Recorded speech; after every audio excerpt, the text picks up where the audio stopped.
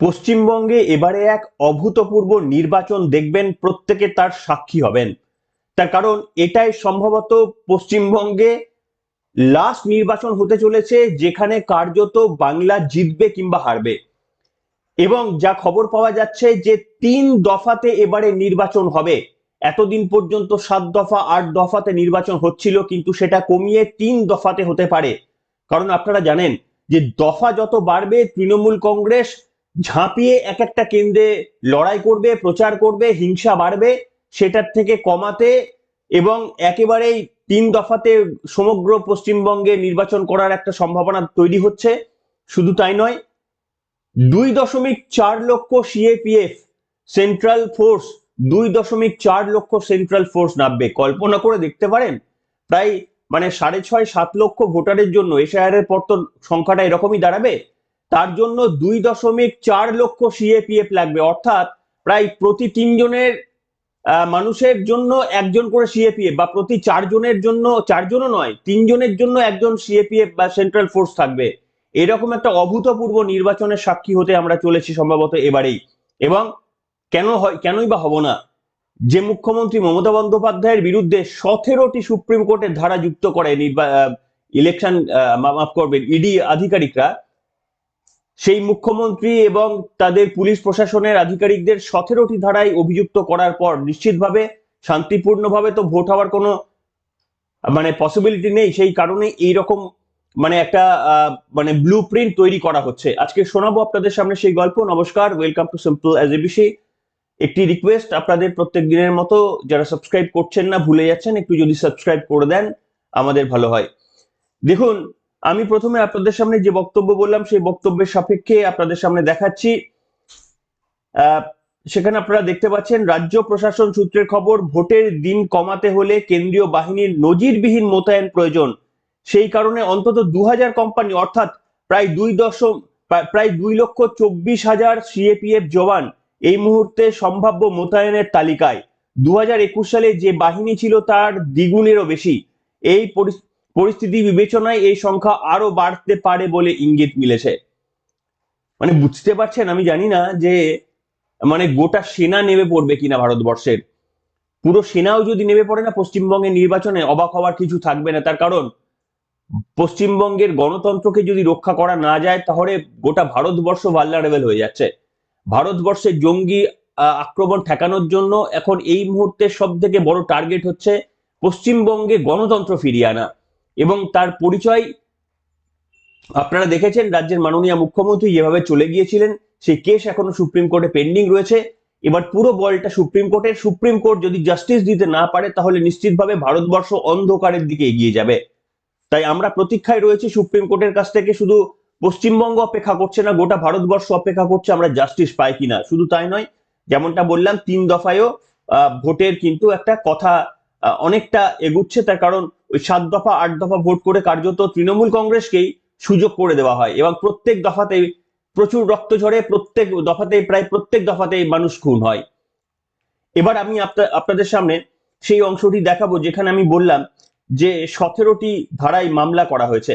দেখুন, শুভেন্দু অধিকারীরা নবান্নে সামনে ধর্নায় বসতে চেয়েছেন। শুভেন্দু অধিকারীর যে মনে রয়েছে, কনভয়ে চন্দ্রকোনা রোডে হামলা হয়েছে, তার জন্য তিনি সিবিআই তদন্তের দাবি জানিয়ে মামলা করেছেন। সেই মামলার অনুমতি পাওয়া গেছে। এবং এছাড়াও তারা নবান্নের সামনে একটা বাইরে ধর্নায় বসতে চেয়েছেন। এবং সেই সংক্রান্ত একটি খবরে আমি দেখলাম এই তথ্যটি উঠে এসেছে। আমি আপনাদের সামনে পড়ে শোনাচ্ছি, আপনারা দেখুন। আইপ্যাকের মামলায় জল গড়িয়েছে সুপ্রিম কোর্টেও। সুপ্রিম কোর্টের দ্বারস্থ হয়েছে ইডি। মুখ্যমন্ত্রী সহ ডিজি নগরপালের বিরুদ্ধে 17টি ধারায় মামলা সুপ্রিম কোর্টে, মামলা ইডির। স্বয়ং মুখ্যমন্ত্রী ডিজি সিপির বিরুদ্ধে তথ্য প্রমাণ ছিনিয়ে নিয়েছে বলে অভিযোগ। বাজেয়াপ্ত করা প্রচুর তথ্য প্রমাণ ইডি অফিসারদের থেকে ছিনিয়ে নিয়ে যাওয়া হয়েছে বলে অভিযোগ। অভিযোগের সপেক্ষে পিটিশনে ফটোগ্রাফও যুক্ত করেছে ইডি। আমি আপনাদের সামনে আগের দিন দেখিয়েছিলাম যে সংবাদপত্র থেকেই যে তাদের কাছে ভিডিও এভিডেন্স রয়েছে, কিন্তু তারা ছবি পর্যন্ত দিয়ে দিয়েছে সুপ্রিম কোর্টে। জানি না এত বড় গুরুত্বপূর্ণ শুনানির কবে লিস্টিং হবে আর কবে এই শুনানি হবে। তো যাই হোক, আমরা অপেক্ষায় থাকবো। কিন্তু এই জায়গায় রাজ্যের মাননীয় মুখ্যমন্ত্রী চুপ করে বসে নেই। আপনারা জানেন, গতকাল আপনাদের সামনে বা পরশু দেখিয়েছিলাম যে প্রায় 95-96 লক্ষ নতুন করে আবার কিন্তু তাদের শুনানির জন্য ডাকা হয়েছে। এই সংখ্যাটি 1,36,00,000 ছিল লজিক্যাল ডিসক্রিপেন্সি, সেটাকে 95 লক্ষর কাছাকাছি নিয়ে আসা হয়েছে, তাদেরকে শুনানিতে ডাক পাঠানো হয়েছে। আর মুখ্যমন্ত্রী একেবারেই ক্ষেপে আগুন। সেই বক্তব্যটা মুখ্যমন্ত্রী কি বলেছে শোনাবো, কিন্তু তার থেকেও একটা বড় বক্তব্য মুখ্যমন্ত্রী বলেছেন সেনা সম্পর্কে, সেটা শোনাবো। কিন্তু তার আগে এই লজিক্যাল ডিসক্রিপেন্সি নিয়ে কি বলেছেন মুখ্যমন্ত্রী শোনাবো। এবার লজিক্যাল ডিসক্রিপেন্সি এটা কিন্তু কোনো এসআইআর এ ছিল না, কোনো আইনে নেই, এটা নতুন করে দলদাসদের মাথা থেকে বেরিয়েছে। তারা লজিস্টিক্যাল ডিসক্রিপেন্সির নামে আরও 1,33,00,000 থেকে 36 লক্ষ নামের তালিকা করেছেন, যে তালিকা আমাদের কারো কাছে নেই, কোনো পার্টিকে দেয়নি, নিজেরা বিজেপি পার্টি অফিসে ধরে রেখে দিয়েছে। একটা ইলেকশন কমিশন, সে কি বিজেপির দলদাস না সে গণতন্ত্রের রক্ষক? আমরা তো চাই গণতন্ত্রের রক্ষক হিসেবে তিনি কাজ করুন, পরিবারের রক্ষক হিসেবে নয়। আমরা শুনেছি তিনিও ব্ল্যাকমেল হচ্ছেন কারো কারো দ্বারা, হয়তো কোনো ফাইল ইধার উধার ঘোরাঘুরি করছেও।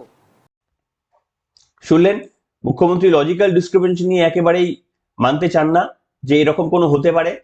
মানে একজন ব্যক্তির 100 জন সন্তান রয়েছে, অর্থাৎ 100 জন এক ব্যক্তিকে বাবা হিসেবে চিহ্নিত করেছে, এগুলো সবগুলোকে অ্যাকসেপ্ট করে নিতে হবে নাকি? তো যাই হোক, এরকম মুখ্যমন্ত্রী তো বলবেনই, কিন্তু মুখ্যমন্ত্রী বলে তো সবগুলো হবে না। দেখুন, আমি আপনাদের সামনে একটা ভয়ানক তথ্য এবার সামনে দেখাবো। মুখ্যমন্ত্রী গতদিনে নবান্ন থেকে তিনি সাংবাদিক সম্মেলন করেছেন এবং সেই বক্তব্য একই। আপনি 1 মাস আগেরও যা বক্তব্য, মুখ্যমন্ত্রী একই বক্তব্য বারবার রিপিট করেন। অভিষেক বন্দ্যোপাধ্যায় তাই নেশায় রয়েছে, একই বক্তব্য 100 বার বলেন, কোনো নতুনত্ব নেই। তাই বললেন, কিন্তু বলতে গিয়ে একটা নতুন জিনিস বললেন, সেটা এবং মারাত্মক কথা বললেন। তিনি ভারতীয় সেনার দিকে কি এবারে তাকাচ্ছেন? এতদিন পর্যন্ত আমরা দেখেছিলাম যে বিএসএফ টিএসএফ কে নিয়ে অনেক কিছু বলেছেন, এবার কি তিনি ভারতীয় সেনা নিয়ে বক্তব্য বলছেন? তিনি বলছেন যে তার কাছে নাকি একটা তথ্য প্রমাণ এসেছে যে ফোর্ট উইলিয়ামে কিছু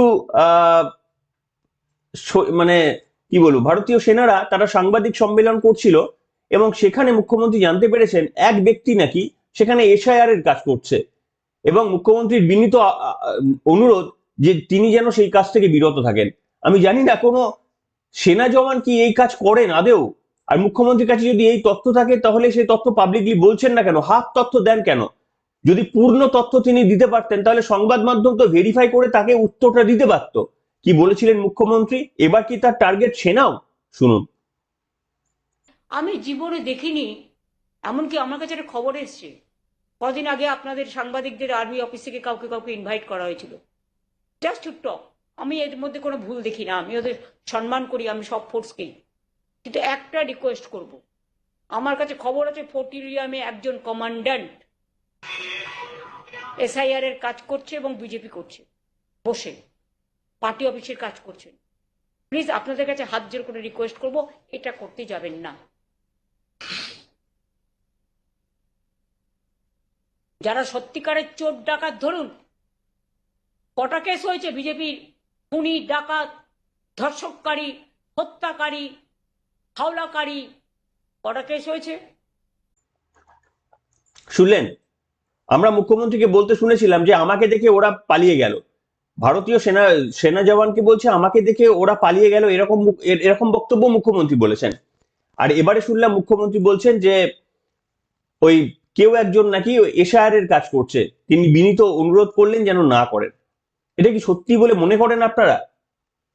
আমার তো বিশ্বাস হয় না। যাই হোক, মুখ্যমন্ত্রী সব তথ্যটা যদি প্রকাশ্যে হাফ বলে কি হবে, যদি পুরোটা বলতেন তাহলে সাংবাদিকরা গিয়ে আপনাকে সেই তথ্য তুলে দিত, সত্য মিথ্য সবটা এনে দিত। আপনি অ্যালিগেশনস গুলো একটা করে রাখেন অর্ধ সত্য করে, এবার সেটা পুরোটা তথ্য সংগ্রহ করতে গেলেই দেখা যায় ব্যাপারটা কি আসলে। তো যাই হোক, এখানে আমি আর একটা মারাত্মক অংশে যাব। দেখুন, এশায়ার প্রক্রিয়ার মাধ্যমে যা হচ্ছে, বিরোধী দল বিশেষ করে বিজেপি তারা আইডেন্টিফাই করছে যে এখনো প্রচুর, এই তালিকা যা রয়েছে তার মধ্যেও এখনো প্রচুর ইচ্ছাকৃতভাবে বিএলওরা মৃত ভোটার কিংবা ডুপ্লিকেট ভোটার এখনো বেশ কিছু জায়গায় তারা রেখে দিয়েছে, এবং সেইটা চিহ্নিত করার জন্য ফর্ম 7 কালেক্ট করছে। ফর্ম 7 মানে আপনারা জানেন হচ্ছে ভোটার ডিলিশনের জন্য, ফর্ম 7 কালেক্ট করছে এবং সেই ফর্ম 7 কালেক্ট করে তারা বিভিন্ন ইআরও অফিসে ইআরওদের কাছে সেটা জমা দিচ্ছে। কিন্তু প্রত্যেকটি ইআরও, অদ্ভুত ঘটনা, গতকাল সোশ্যাল মিডিয়াতে ছড়িয়ে পড়েছে, আমি কয়েকটা হয়তো দেখাবো, প্রত্যেকটি ইআরও সেটাকে নিতে ডিনাই করছেন। কেনই বা করবেন না?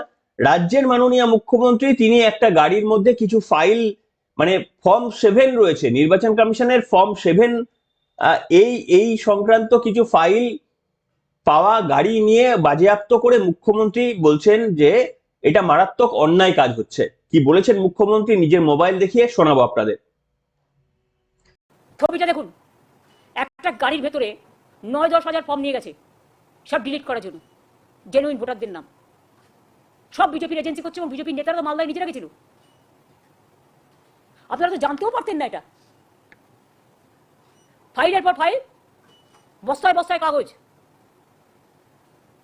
এগুলো মানুষের অধিকার চুরি নয়, তথ্য চুরি করছে, অধিকার চুরি করছে, গণতন্ত্র চুরি করছে, মানুষকে বাঁচতে দিচ্ছে না, জীবিত মানুষকে মৃত বলে দিচ্ছে।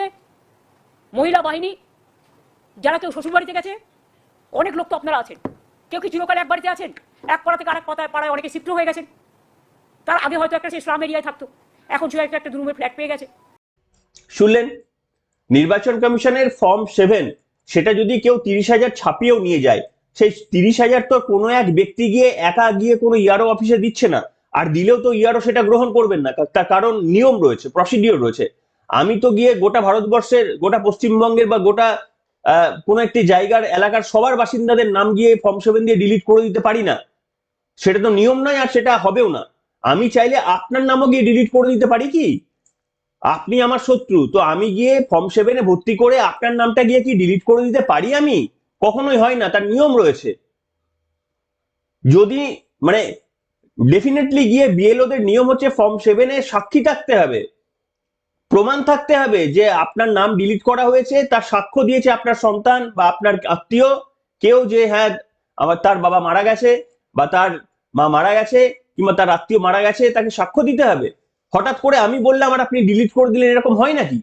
দেখুন, এই তালডাংরা, বাঁকুড়া তালডাংরায় এক বিজেপি কার্যকর্তা কার্যত হাঁপাচ্ছেন, বলছেন যে আমরা গাড়ি করে ফর্ম গুলো নিয়ে যাচ্ছিলাম, মুখ্যমন্ত্রী মানে পুলিশ ধরে, তৃণমূল ধরে তাদেরকে কি হাল করেছে, দেখুন তার কি বক্তব্য, শুনুন। আমি তালডাংরা বিধানসভার কনভেনার বলছি। আজকে আমরা এসআইআর ফর্ম 7 জমা করতে খাতড়া এসেছিলাম। তৃণমূলের হামাদরা আমাদের ফর্ম গাড়ি থেকে ছিনতাই করে নেয়। সেখানে আজকে আমাদেরকে খুঁজছে, আমাদের একজন ছেলেকে কিডন্যাপ করেছে এবং আমরা অনেকে বিভিন্ন দিকে ছড়িয়ে গেছি, সঠিকভাবে থাকতে পারছি না। খাতড়ায় আজকে প্রচুর জমায়েত হয়েছে, তৃণমূলের লোকজন করেছে, আমাদের মারার হুমকি দিয়েছে। আমরা কোনোরকম করে পালিয়ে বেছি, এখন খাতড়ার বাইরে একটা দিকে আছি, কোনোরকম করে আমরা চেষ্টা করছি, নিজেদের জান নিয়ে পালিয়ে এসেছি।